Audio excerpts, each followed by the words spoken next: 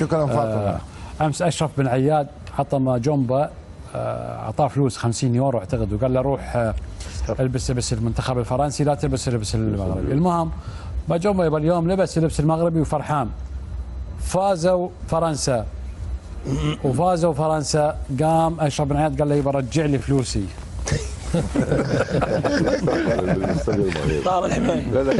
لا خزعبلات خالد. لا مزح، هي كلها مزح اكيد يعني يونس. كل واحد يقول لي انا اعرف شو يصير ما ادري شنو. يوميا جايني يوميا مرشح واحد وجاي بالغلط، عندي حصوات حسابات واحد ما ادري ايش يقول. مو كلام هذا. واحد يقول لي الفيفا 3 ديش، واحد يقول لي ما ادري. خالد هي كرة قدم 90 دقيقة داخل الملعب، الجاهز يفوز. اتحدى اي واحد كان يتوقع المغرب يصل لهنا وينافس الفرق الكبيره، اتحداه. صح. ولكن نفسهم المغاربه هسه تروح عليهم تقول لهم يقول لك انا طموحي اصل ل8 سويت انجاز. الشيء اللي غير في الامر انه صح تحدى المغاربه بيش يا يونس. يعني ما اتحدى واحد كان عنده طموح يعرف انه المغاربه راح يصلون ينافسون لنص النهائي.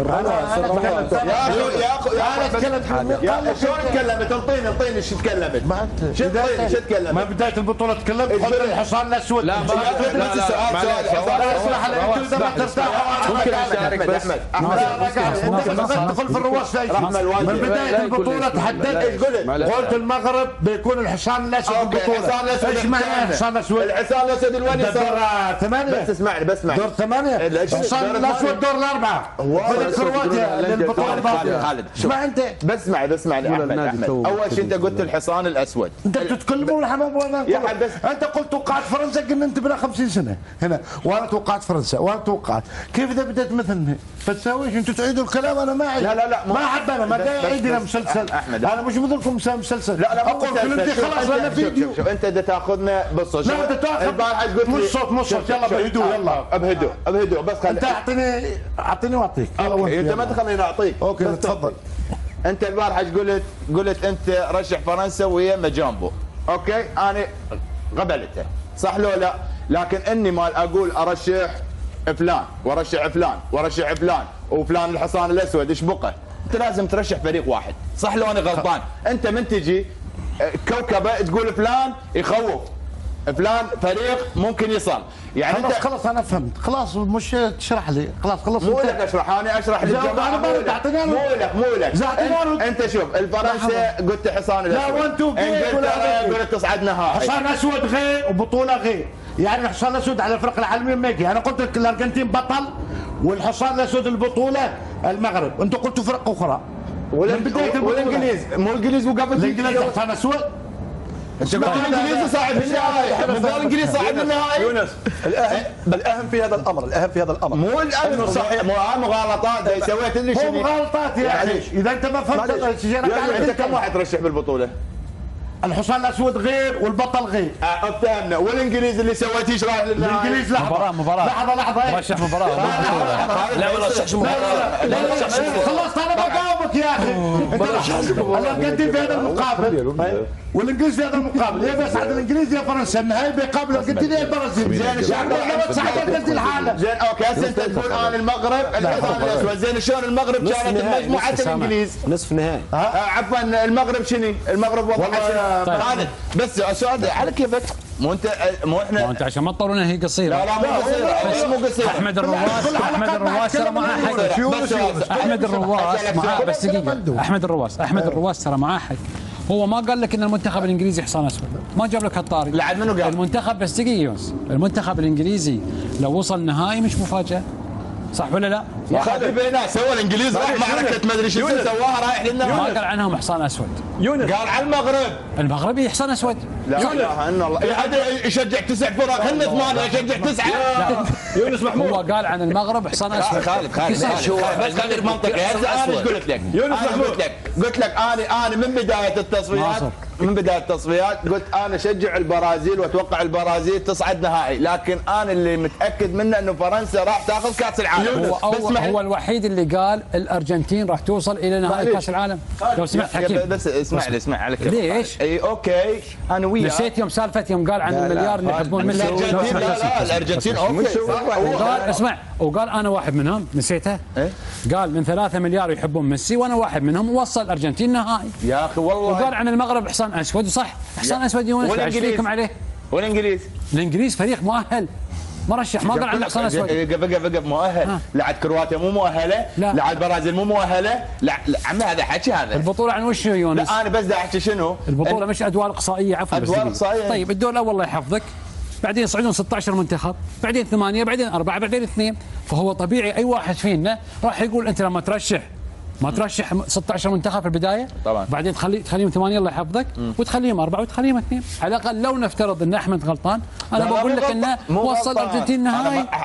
خالد انا ما اغلط احمد، لا انا دا اقول لك انه الترشيح من ترشح واحد يرشح له فريق ويقول الفريق الثاني يعني بمجال، بس مو اكثر من فريق. انا هذا قصدي، يعني هو يرشح فريق واحد بس، برشح منتخب واحد، ما ينفعش ان انا ارشح كذا منتخب. ممتاز، رشح الارجنتين وصل نهائي خلاص، مرشح البطل هو الارجنتين ترى. هو رشح الارجنتين عشان هو بيحب الارجنتين. مرشحين لا احنا رشحنا البرازيل، لا رشح فرنسا. منو قال لك؟ منو رشح البرازيل؟ يونس دقيقه، انت رشحت منو؟ فرنسا. اوكي فرنسا وصلوا النهائي. ممتاز، احد الفرق المرشحه. يعني اسمح لي، انت ما قلت والله مثلا المنتخب اكس يوصل النهائي وهذه مفاجاه، وحصان اسود مثل المغرب لو يوصل النهائي بتكون مفاجاه كبيره. انا المغرب للامانه من المجموعات كنت ما متوقع مجموعه قويه، بس هو قال عنهم حصان اسود صح، برافو عليه. خالد نقول كلمه، تفضل.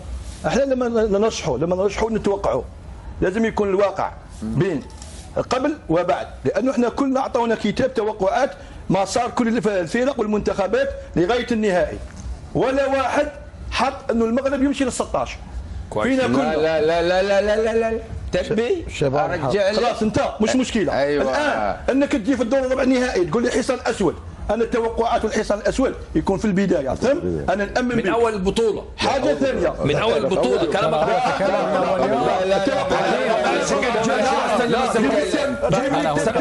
فيديو جيب لي كتاب التوقعات. حكيم توقعات هذا ما شيء يقول لي انه هو يحب المغاربه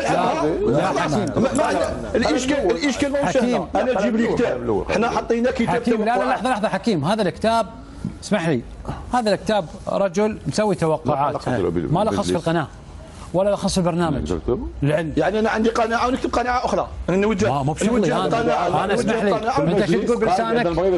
انت ايش تقول بلسانك؟ انت محاسب بلسانك يا اخوي، عندي حلقاتي مسجله. صحيح اسمح لي يسجل مالي خصان.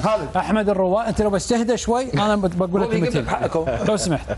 احمد الرواس من بدايه البطوله قال عن المغرب راح يكون الحصان الاسود البطوله، وقال ان المنتخب الارجنتيني راح ياخذ البطوله. انا دقيقه الله يسلمك والثاني اتذكرها كنا قاعدين امس احنا يوم عبد الله الشيباني قال يا انجلترا او الارجنتين راح يكونون في النهائي او ياخذون البطوله، بحكم انه حتى اتذكر واحد جنه لون الوكره والثاني ساكن في الوكره، وقال عن المغرب انه راح يقدمون مفاجاه كبيره او راح يصلون الى ادوار متقدمه. للعلم وهو الوحيد اللي قال راح يتعدون اسبانيا واقصوا اسبانيا صح؟ لا هو الوحيد. رفقه يونس محمود كبسوا صلحوا الواحد. هو الوحيد راحت من حكيم. يونس محمود وصل يا احمد الرواس. يونس محمود وصل من عندي احمد الرواس. انا قاعد اجيب الحق، انا قاعد اتكلم. يا ريت هذا تنفذون يا جماعه. حكيم بس دقيقه حكيم اسامه كل واحد يرفع الواحد يكبس الثاني. بعدين تقولنا حد رابع. رجان انت قاعد يعني تخرب المنظومه. انا قاعد اقول لك صار لي 20 حلقه انت قاعد تخرب المنظومه. رجان خليك مثل منتخب الوطن مؤدي على اعلى مستوى، احترافيين على اعلى مستوى. انت لما تسولف سوالف جانبيه ينزعجون الجمهور فضلا وليس امرا. انت دائما تقول يا اخر مره حاضر ولا اسامه. هذا الشرف. احنا امس يعني قلنا انت فايز ومسموح، اليوم بعد خلاص يعني يعطيك الصحة. أنا منهزم اليوم. من حقك تكمل. لا مش منهزم. لا فايز. احنا فايزين. اذا انت منهزم شيء يخصك. هذا شغلك. احنا فايزين. كمل خالد. احنا فايزين. ما يخلون واحد يكمل. كمل. اوكي. احنا فايزين. يونس محمود قال تأهل للمنتخب الفرنسي للنهائي من ترشحات. هذه انا الان ترى لما واحد يقول لي الارجنتين توصل نهائي هذا واقع، لما يقول لي فرنسا توصل نهائي برضو واقع، لكن لما انت تقول لي المغرب يوصل نهائي اقول لك لا يا اخي صعبه. صح. ولكن اليوم المنتخب المغربي سواء في البطوله ووصل للدور نصف النهائي، واليوم ادي مباراه قويه وشرسه امام منتخب فرنسا، وكان ممكن يعود في اي لحظه من لحظات المباراه. اسمح لي هذا انا ارفع لهم القبعه واحترمهم واقدرهم. وانا معك في الكلام هذا، ولكن ما نخرجوش ابطال كاننا نحن كنا نقولوا المنتخب المغربي يوصل لغايه النصف النهائي، لانه احنا كنا طموحنا انه يمشي ل 16. حكيم احنا لما نتكلم على الحصان الاسود الله يحفظك، ممكن يوصل الدور نصف النهائي، ممكن يوصل للمباراه النهائيه، ممكن يوصل الدور ال16 والثمانيه. هذا الحصان الاسود احنا سميناه، صح ولا لا؟ خالد منظومه كره القدم في بدايتها توقعات على حسب الرؤيه اللي موجوده. اوكي، في خلال البطوله تشوف شيء دا يمشي باتجاه العكسي، انه فريق تشوفه دا يقدم اداءات، فشو تسوي؟ تقول هذا الفريق بمجال مثل ما قال احمد، قال لك حصان اسود المغرب. ليش؟ لان الفريق المغربي دا يقدم اداء وفعلا وصل للمنطقه الموجوده. لكن خالد بالنسبه انا على كلامي هذا، انه كلهم قالوا انه فرنسا ما تعدي دور 8، كل اكثريته حتى برا، مو بس بالمجلس، مين؟ برا كل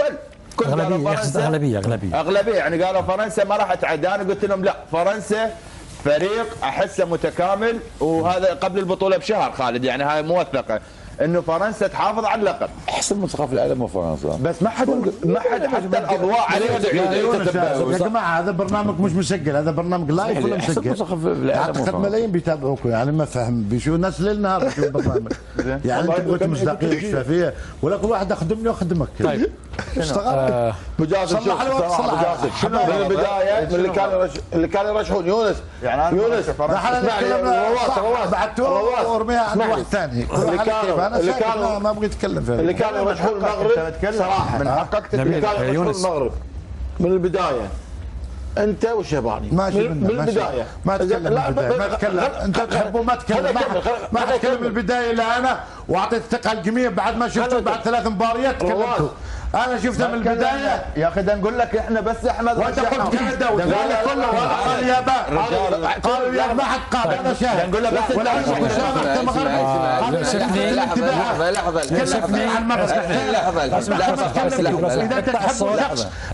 اقطع الصوت يأسفني لو سمحتوا الظاهر خرجتوا عن السيطره تماما، ويأسفني ان هاي اسلوبكم معاي ما ادري متى راح يضرب بهالطريقه. رجاء نقطه نظام ونحترم المشاهد لو سمحتوا، وشكرا لكم، ونكتفي بهذا القدر من الحديث.